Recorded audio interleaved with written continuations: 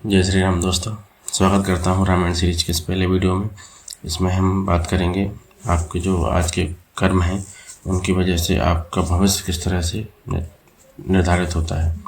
आपके कुछ दोष, कुछ लोभ, कुछ लालच की वजह से आपका भविष्य अत्यंत विनाश की ओर जा सकता है। शुरू करते हैं, वीडियो को स्किप मत कीजिएगा, बहुत ही ज़रूरी जानकारी आपको देने वाला हूँ। संसार में एक बहुत प्रसिद्ध देश था कैकेयी देश, इसके राजा थे सत्यकेतु। सत्यकेतु जो राजा थे उनके दो पुत्र हुए। बड़े पुत्र का नाम था प्रताप भानु, छोटे पुत्र का नाम था अरिमर्दन। जो बड़ा पुत्र था उसको राजा बनाया गया और फिर उसने वेदों के अनुसार बताए गए रास्ते पर चल के राज्य किया। अपने राज्य में सुख शांति के लिए मंदिर बनवाए और बहुत सारे धर्म के काम किए उसने। अरिमर्दन जो था छोटा भाई, वो काफ़ी बलवान पुत्र था और किसी भी युद्ध में जाता था तो वहाँ पे जब तक लड़ाई जीत नहीं लेता था तब तक हटता नहीं था। तो ऐसे दो महान योद्धा थे और साथ में इनके एक मंत्री थे। मंत्री का नाम था धर्मरुचि, जो कि विश्वामित्र के समान बुद्धिमान थे। तीनों ने मिलकर काफ़ी लड़ाइयाँ लड़ी और बलपूर्वक, ज्ञानपूर्वक बहुत सारी लड़ाइयाँ जीती। और धर्मरुचि जो थे, भगवान के चरणों में काफ़ी प्रेम था उनका, तो राजा को भी अच्छी नीति से राज्य करना बताते थे। राजा भी वेदों में बताए हुए अनुसार सभी यज्ञों को 100 बार कर चुके थे और अपने राज्य के लिए कई बावड़ियाँ बनवाई, मंदिर बनवाए और अपने राज्य का बहुत अच्छी तरीके से विकास किया। एक बार की बात है, राजा शिकार के लिए जंगल के लिए गए अपने घोड़े पर सवार होकर, पूरा सामान लेकर शिकार करने वाला, और जाके उन्होंने बहुत सारे हिरणों का शिकार किया। तभी उनको एक सूअर दिखाई दिया। बड़ा ही विशालकाय सूअर था। उसके दांत ऐसे दिख रहे थे जैसे कि चंद्रमा उसने मुंह में पकड़ रखा हो। राजा को उसको देख करके उसका शिकार करने की इच्छा हुई। तो ज्यों ही राजा उस सूअर की तरफ गए, सूअर वहाँ से भाग गया। फिर राजा ने उसका पीछा किया। जैसे ही राजा उसके पास पहुँचते, सूअर और दूर भाग जाता। जैसे ही राजा तीर चलाते, सूअर छल से राजा को भटका देता और भाग जाता। सूअर का पीछा करते करते राजा ऐसी जगह पहुँच गए जहाँ पे हाथी घोड़ों का जाना नामुमकिन था। फिर भी राजा ने उसका पीछा नहीं छोड़ा। सूअर ने ये सब देखा तो एक गुफा में जाके छुप गया। गुफा में जाना कठिन समझ राजा ने अब लौटने का विचार बनाया।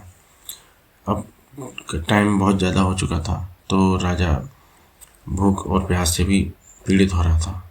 साथ ही सूअर का पीछा करते करते राजा जंगल का रास्ता भूल गए। भटकते भटकते काफ़ी देर बाद एक कुटी दिखाई दी। राजा ने वहाँ पे जाने का निर्णय लिया। अब जैसे ही राजा उस कुटी तक पहुँचे तो वहाँ पहुँचने के बाद देखा कि एक मुनि वहाँ पे बैठे हुए ध्यान लगा रहे हैं। ये वही मुनि था जो एक राजा से लड़ाई में हार गया था। एक राजा था एक्चुअली में, तो राजा प्रताप भानु से लड़ाई में हार गया था और अपनी सेना को छोड़ करके जंगल में भाग गया था और वहाँ पे मुनि का वेश धारण करके अपना जीवन यापन कर रहा था। राजा प्रताप भानु को मालूम नहीं था कि ये मुनि कौन है, क्या है। तो मुनि समझ रहे थे। मुनि समझ के उनको प्रणाम किया। तो मुनि ने उनकी बात का जवाब दिया और उनको भूख और प्यास से पीड़ित देख एक सरोवर दिखा दिया। राजा ने सरोवर देखा, अपने घोड़े सहित गए, उसमें उन्होंने स्नान किया, जलपान किया और वापस कुटी में आए। कुटी में आने के बाद में मुनि और राजा के बीच काफ़ी बातचीत हुई। थोड़ी देर बाद मुनि ने कहा, आपका नाम जो है प्रताप भानु है और आप राजा सत्यकेतु के पुत्र हैं। राजा ने चूँकि अपना नाम बताया नहीं था तो उनको लगा शायद ही कोई बहुत ही ज्ञान वाले मुनि होंगे, उनको पता चल गया शायद मेरे बारे में। तो राजा ने उनको पैर पकड़कर उनको प्रणाम किया। फिर उन्होंने अपने बारे में बताया कि मेरा नाम एकदनु है। सृष्टि में जब से रचना हुई है सभी जीव जंतुओं की सृष्टि की, तब से मैं इसी शरीर में हूँ। मैंने उसके बाद दोबारा जन्म नहीं लिया है और ये सब मैंने तब करके हासिल किया है। अब राजा उनकी बात सुनकर काफ़ी अचंभित रह गए। बोले, सृष्टि की रचना से अभी तक इसी शरीर में है और उनको ना मृत्यु हुई इनकी ना कुछ भी, तो काफ़ी पहुँचे हुए मुनि हैं ये। तो राजा ने उनसे आशीर्वाद मांगा कि मैं वृद्धावस्था मृत्यु से मुक्त हो जाऊं, ऐसा कोई उपाय बताइए। मुनि ने कहा, तब से सब कुछ संभव है, लेकिन ब्राह्मणों के श्राप से बचना बहुत ही मुश्किल है। ब्राह्मणों को श्राप बहुत भयंकर होता है। अगर तुम ब्राह्मणों को अपने बस में कर लो तो तुम ब्रह्मा विष्णु महेश को भी जीत सकते हो। ऐसा सुन राजा ने उपाय पूछा कि उपाय बताइए कि मैं कैसे ब्राह्मणों को बस में कर सकता हूँ। तो उस कपटी राजा ने, जो मुनि का वेश धारण किए हुए था, उसने बोला कि चूँकि मैं यहाँ से कभी गया नहीं हूँ किसी के सामने अपने इस वेश में, लेकिन तुम्हारे लिए मैं वेश बदल करके तुम्हारे साथ चलूँगा और मेरे द्वारा बनाए गए भोजन को तुम जिसको भी परोस के खिलाओगे वो तुम्हारे बस में हो जाएगा। उसकी बात सुनकर राजा अत्यंत प्रसन्न हुआ। बोले, जैसा आप ठीक समझें। तो मुनि ने एक चेतावनी भी दी, राजा अगर ये बात किसी को पता चली कि तुम जंगल में रास्ता भटक गए थे और तुम्हारी मुलाकात मुझसे हुई और ये बात किसी को तुमने बोली, तो छठवें कान में ये बात पढ़ते ही तुम्हारा विनाश हो जाएगा। राजा ने कहा, मैं बिल्कुल नहीं बताऊंगा किसी को, भाई मेरा भले का काम हो रहा है, मुझे आप आशीर्वाद देंगे तो मैं किसी से कुछ नहीं कहूँगा। इतनी सब बात होने के बाद में मुनि ने राजा को विश्राम करने के लिए कहा। जैसे ही राजा ने विश्राम करने के लिए लेटे तो उनको तुरंत नींद आया। फिर क्या हुआ, अब मुनि परेशान, क्या करूँ मैं, इतना सब कुछ बोल तो दिया है, करूँ क्या। तो तभी वहाँ पे एक राक्षस आया, कालकेतु, जिसने सुअर बन करके राजा को भटकाया था। कालकेतु और मुनि दोस्त थे। तो मुनि ने सारा वृत्तांत कालकेतु को बताया। कालकेतु ने बोला, ठीक है, कोई बात नहीं, व्यवस्था कर देंगे। अब जैसे राजा सोया हुआ था, कालकेतु ने उठाया राजा को, पहुंचा दिया महल क्षण भर में। मायावी राक्षस था।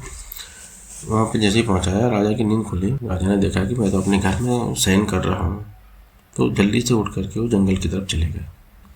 सुबह सूर्य उदय हुआ तो राजा अपने घोड़े सहित अपने महल की तरफ आ गए, ताकि किसी को संदेह ना हो कि राजा कहाँ थे, कहाँ से कैसे आए, क्या है, कुछ भी सवाल ना पूछे।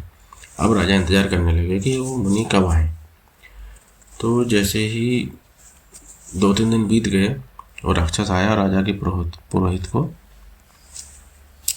उठा के जंगल में ले गया, उसकी बुद्धि फेर दी और खुद पुरोहित बन के राजा के पास आ गया और जंगल वाली बात बताई। तो राजा समझ गया कि ये मुनि है, वेश बदल कर आया है। अब उस राक्षस ने रसोई तैयार की। रसोई में बहुत सारे पशुओं का मांस मिलाया, ब्राह्मणों का मांस मिलाया और राजा को परोसने के लिए दे दिया। जैसे ही राजा ने वो भोजन परोसा तो एक भविष्यवाणी हुई, हे ब्राह्मणों, उठ कर अपने घर चले जाओ, इस अन्न में हानि है, इसमें पशुओं और ब्राह्मणों का मांस मिलाया हुआ है। इतना सुन सभी ब्राह्मण उठ खड़े हुए और राजा को बोलने लगे, हे मूर्ख राजा, तूने हमें नष्ट करना चाहा, हमें परिवार सहित बुलाकर हमारे कुल को नष्ट करना चाहा, तेरा 1 वर्ष के अंदर विनाश हो जाएगा, तो तू राक्षस जाति में जन्म लेगा। ऐसा श्राप सुनकर राजा व्याकुल हो गया। तभी एक सुंदर भविष्यवाणी हुई, हे ब्राह्मणों, राजा का कोई दोष नहीं है, तुमने जान करके राजा को श्राप नहीं दिया है, अनजाने में श्राप दे दिया है। ये सुनते ही राजा तुरंत रसोई में गया। देखा तो ना रसोई थी ना रसोई बनाने वाला। राजा वापस आया ब्राह्मणों के पास, उनको बोला, सारी बात अंदर की उसने बताई कि ना रसोई बनाने वाला है ना रसोई है, मेरे साथ में छल कपट हुआ है। ब्राह्मणों ने कहा, राजा भले ही तुम दोष रहित हो, लेकिन ब्राह्मणों के श्राप से नहीं बच सकते। ब्राह्मणों का श्राप बहुत भयंकर होता है। और ये सब बोलकर चले गए। जैसे ही उस राजा के राज्य में पता चला कि ऐसा ऐसा वृत्तांत हो गया है, सभी लोग ईश्वर को दोष देने लगे कि हे भगवान, ये आपने क्या किया, इतने अच्छे राजा को, जिसको देवता बनाना चाहिए था, उसको राक्षस बना दिया। अब यहाँ से कालकेतु मुनि के पास पहुँच गया और उसको सारी बात बताई। मुनि, जो कि राजा था, मुनि का वेश धारण किए हुए, उसने राजा के जितने भी दुश्मन थे उन सबको खबर कर दी। सब एकजुट हो गए और राजा को, महल को चारों तरफ से घेर लिया और युद्ध के लिए आमंत्रित किया। प्रतिदिन लड़ाइयाँ होने लगीं और धीरे धीरे करके, जो कि ब्राह्मणों का श्राप मिल चुका था राजा को, तो धीरे धीरे करके एक एक करके राजा के सभी वीर योद्धा जूझ मारे युद्ध में।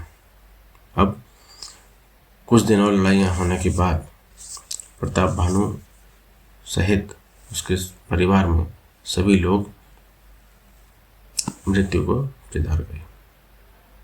राजा के कुल में कोई पानी देने वाला भी नहीं बचा। ब्राह्मणों का श्राप झूठा कैसे हो सकता था?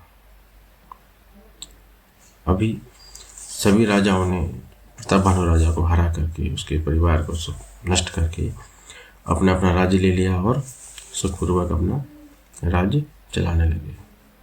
तो कहते हैं, विधाता जब जिसके विपरीत होते हैं उसके लिए धूल भी सुमेरु पर्वत के समान विशाल और कुचल डालने वाली हो जाती है। पिता यम के समान और रस्सी सांप के समान हो जाती है।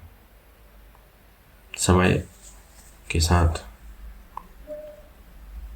राजा प्रताप भानु जो थे, रावण नाम के राजा बने, और जो राजा का छोटा भाई था अरिमर्दन, वो कुंभकर्ण नाम से पैदा हुआ।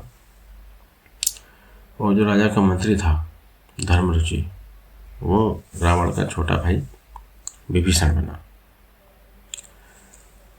ये जो राजा के पुत्र थे और बाकी जो सैनिक थे, जो प्रजा थी राजा के राज दरबार में थे, वो सभी तरह तरह के मायावी राक्षस हुए। यद्यपि वो सभी पुलस्त ऋषि के पावन और निर्मल कुल में उत्पन्न हुए थे, तथापि श्राप के कारण सभी पाप रूप हुए। तो ये कहानी थी एक ऐसे राजा की जो धर्म के मार्ग पर चलता था और काफ़ी प्रतापित राजा था, लेकिन कुछ भूल, कुछ लोभ की वजह से उसने अपना और अपने पूरे कुल को एक राक्षस जाति बनने पर मजबूर कर दिया। उस राजा का नाम है प्रताप भानु, जो कि अगले जन्म में रावण का जन्म लिया। अगली वीडियो में हम बात करेंगे रावण के अत्याचार और उनके सभी राक्षसों का पाप के बारे में, उनका जो हिंसा के बारे में बात करेंगे, और इन सबसे परेशान होकर सभी देवताओं और मनुष्यों की भगवान के लिए जो पुकार की गई उसके बारे में। उसके बाद में हम बात करेंगे राजा दशरथ के पुत्रेष्टि यज्ञ और भगवान राम का जन्म। जय श्री राम दोस्तों। वीडियो अच्छा लगा हो तो लाइक कर दीजिए और आप कमेंट कर सकते हैं कि आपको वीडियो कैसा लगा, और अगले वीडियो में मिलते हैं। जय श्री राम।